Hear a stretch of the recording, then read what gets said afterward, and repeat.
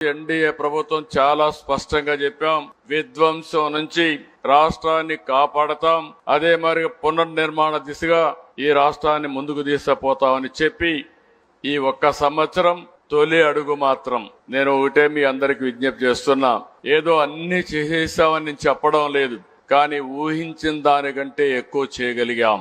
ఈ రోజు మీరందరూ ఊహిస్తే నేను 4వ ముఖ్యమంత్రి పదవి నాకు కొత్త కాదు. ఇంకా క్లిష్టమైన సమయాల్లో ముఖ్యమంత్రి అయ్యాను.